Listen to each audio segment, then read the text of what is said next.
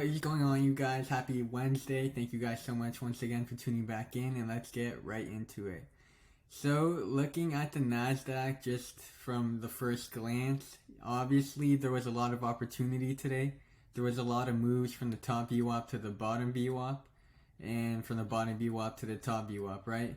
And there were times, as you can see, where there did end up being some chop. And what I mean by chop is basically direction wasn't that clear, because times like here there was kind of a little fake out going on, right? There was a lot of green candles and red candles after that, and no one really knew whether the NASDAQ wanted to actually find a support and push back up, or whether it wanted to keep aggressively falling, because this was a pretty significant drop it had, kind of right around half an hour when after the market opened up. But yeah, so as far as how trading went for the day, I was red.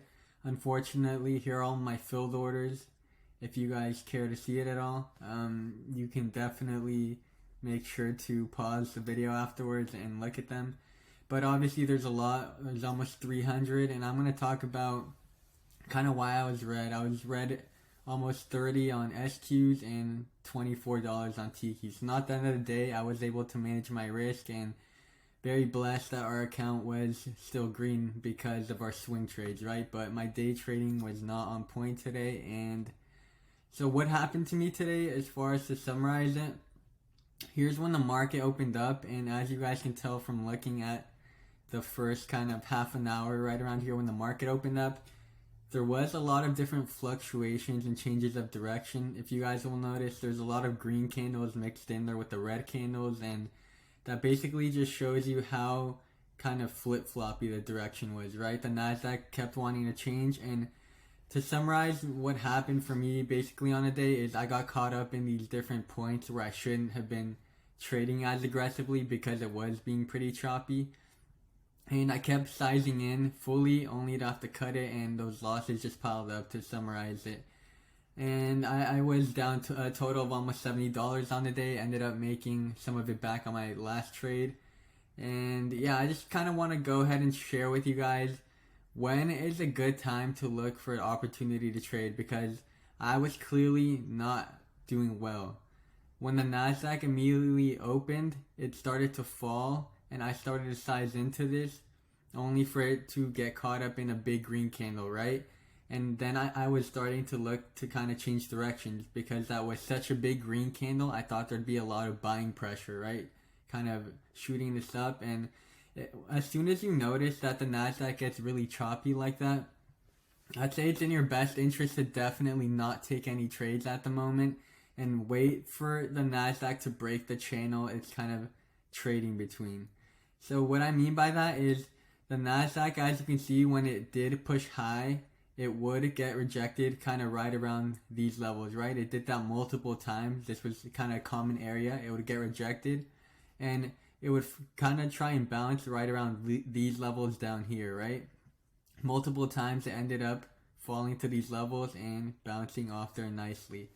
So once you kind of identify that the NASDAQ is trading between these channels, you can either try and trade the bottom, right? Get into a TQQQ play here, looking to go up, or a SQQQ play, looking for it to go down, right? The NASDAQ to fall, and for SQQQ to go up.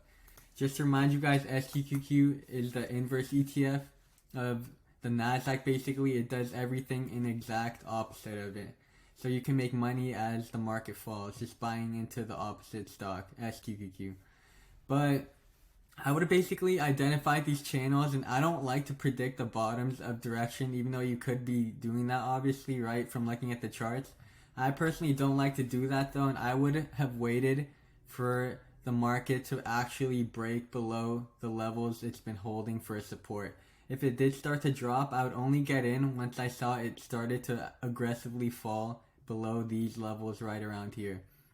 And you can see that once it finally did do that, it ended up dropping pretty nicely all the way down to 10,863, which is pretty crazy, right? Because it was just trading at around 10,945. So that's a pretty significant drop. I can pull up SQQQ to show you the margin right now.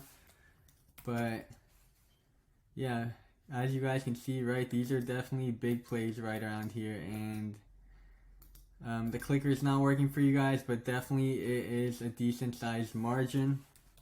And if you guys just look at the NASDAQ again, you could have written that down.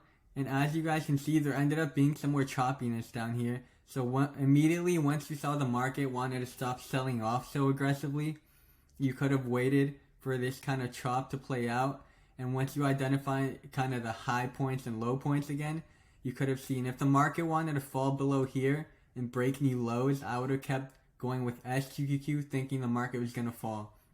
But it didn't do that, and instead it ended up finding a higher low here, right? And it actually bounced nicely, and once it broke above this area it struggled to break before, this resistance area, that was a good sign that it could start to soar, and it ended up going all the way to top VWAP. So that's what you'll notice right there.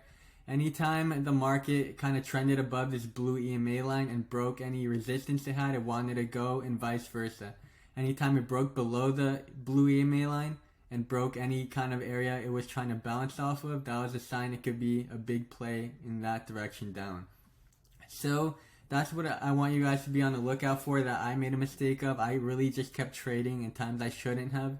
I should have waited for a break, for a break above a critical kind of support area or a resistance area to really make sure that direction was clear, because I kept getting faked out way too many times. And yeah, it just wasn't pretty today, and just happy I was able to manage my risk and looking to take advantage of clear direction tomorrow. So thank you guys so much for watching. I hope you learned something and you enjoyed the video, and I'll see you all tomorrow. Take care.